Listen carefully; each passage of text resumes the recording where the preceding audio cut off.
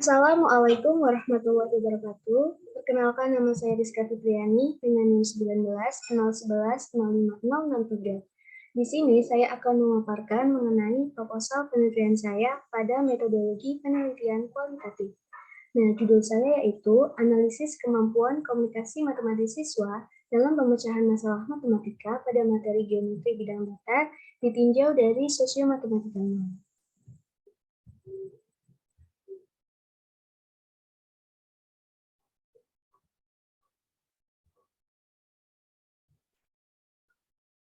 Latar belakang masalah.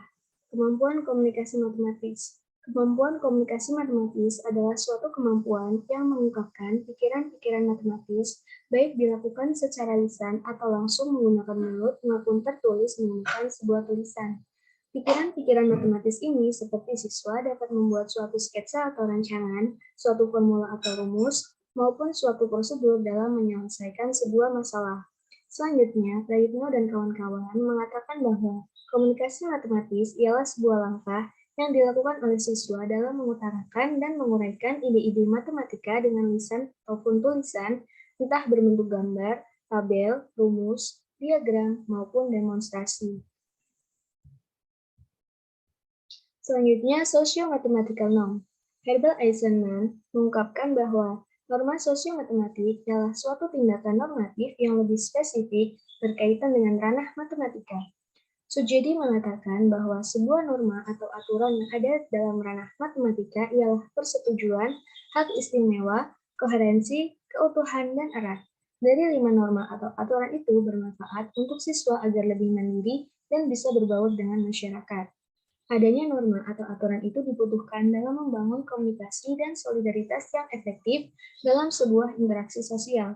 Socio-mathematical norm berkaitan terhadap bagaimana cara siswa dalam meyakini serta memahami suatu ilmu pengetahuan matematika dan menyesuaikan diri dalam sebuah interaksi sosial untuk mengembangkan pengetahuan matematika.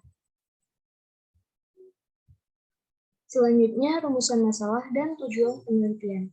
Untuk rumusan masalahnya yaitu bagaimana karakteristik kemampuan komunikasi matematis siswa ditinjau dari aspek sosio-matematikanya. Untuk tujuan penelitiannya yaitu untuk mengetahui bagaimana karakteristik kemampuan komunikasi matematis siswa ditinjau dari aspek sosio-matematikanya. Selanjutnya, manfaat penelitian. Bagi peneliti, dapat menambah wawasan dan pengalaman langsung tentang tingkat kemampuan komunikasi matematis siswa dalam pemecahan masalah matematika pada materi geometri bidang datar ditinjau dari sosio-mathematical norm. Dan bagi peserta didik, dapat meningkatkan kemampuan komunikasi matematis siswa dalam pemecahan masalah matematika pada materi geometri bidang datar ditinjau dari sosio-mathematical norm. Dan bagi guru, dapat menjadi acuan dan bahan mengajar guru dalam meningkatkan dan mengukur kemampuan komunikasi matematis siswa dalam pemecahan masalah matematika pada materi geometri bidang datar ditinjau dari sosio-mathematical norm. Selanjutnya, bab 2, kemampuan komunikasi matematis.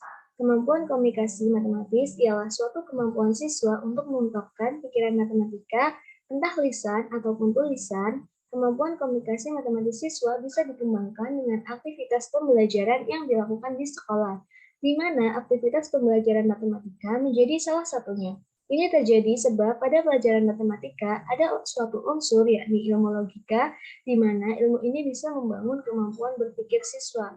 Oleh sebab itu, matematika mempunyai faktor penting dalam mengembangkan kemampuan komunikasi matematisnya. Selanjutnya, indikator pada kemampuan komunikasi matematis dalam pembelajaran matematika berdasarkan NCTM yaitu yang pertama, kemampuan dalam mengutarakan pikiran atau ide pada matematika secara lisan, tulisan, serta mendemonstrasikannya dan menggambarkannya dengan visual.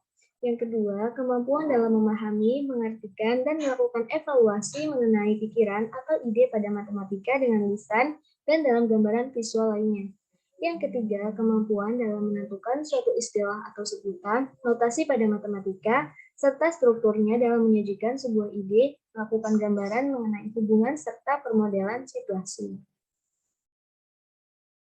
Selanjutnya, socio-mathematical norm.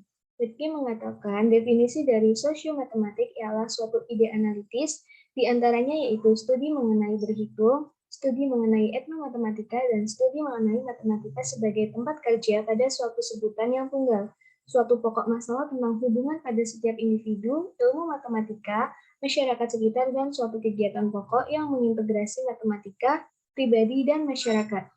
Jadi bisa disimpulkan bahwa norma sosio-matematik adalah suatu norma atau etika yang dipakai pada pembelajaran seperti matematika di dalam kelas yang dibantu dan didasarkan kepada interaksi sosial serta dalam hubungan emosional dengan cukup kuat bagi guru, bagi siswa, dan bagi kelas pada pelajaran matematika supaya bisa menyelesaikan macam-macam suatu permasalahan yang membawa pada proses dilakukannya diskusi.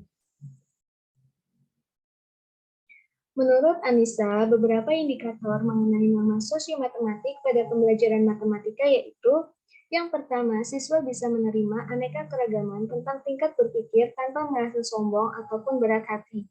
Yang kedua, siswa bisa melakukan kesepakatan dalam mencatatkan solusi dan permasalahan. Yang ketiga, siswa bisa menyampaikan ide atau pendapat baik dengan lisan buat mencapai suatu kesepakatan dengan menentukan bukti matematis.